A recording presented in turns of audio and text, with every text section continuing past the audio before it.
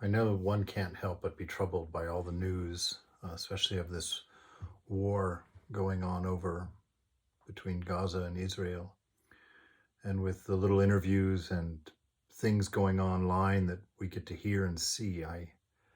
It's heartbreaking to see spiritual people or religious people or countries known for their religion to be so brutally cruel to one another. There's no right in it at all, and it breaks my heart to see it. And it gives people reason and cause to throw religion out the window. But it's not the religion at fault, it's the egos at fault. The egos that insist on my way being the one and only and the right way. And this childish behavior, this hatred that inflames in the world, that nonsensical thinking. When we fail to see this humanity in one another, this divine spark of light in each other, every single one of the religious teachers of the people at war at this moment taught love as the one most important thing in life. And human beings, as foolish as they can be, are fighting wars and brutal deaths, heartless attitudes toward one another.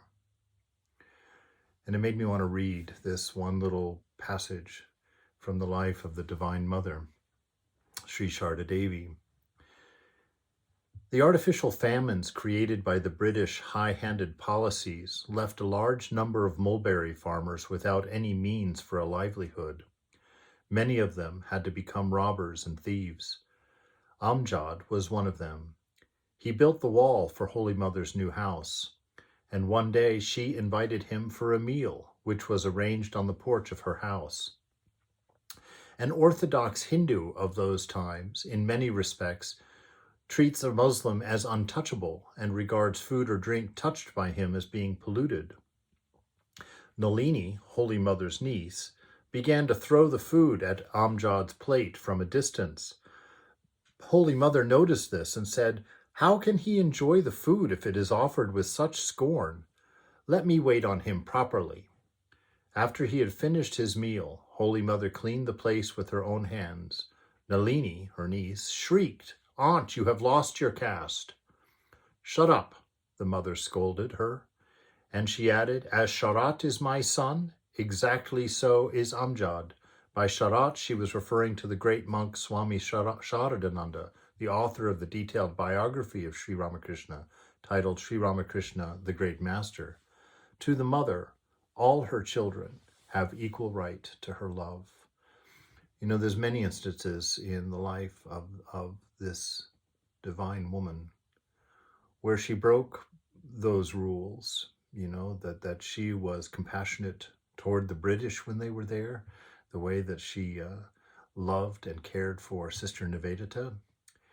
And here you see it in her insisting on serving food, which is a big deal for an Orthodox Hindu, to someone outside of the religion, which you wouldn't imagine if you read the philosophy of the religion. And Holy Mother was well aware of that, and she lived it. Unfortunately, many other Hindus at the time didn't seem to have read their own texts about the love and presence of God in everyone. And so get your ego out of your religion. Get your ego out of your spiritual life. It has no place there. And ultimately, it has no place in you. Put love there instead.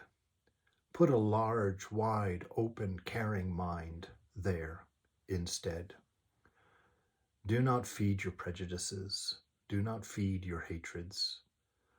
Confess them and admit them, and put the contrary thought in mind, a contrary thought of love and service and caring, openness.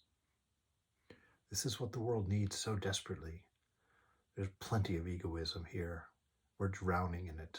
It's breaking down our institutions. It's breaking down our democracy.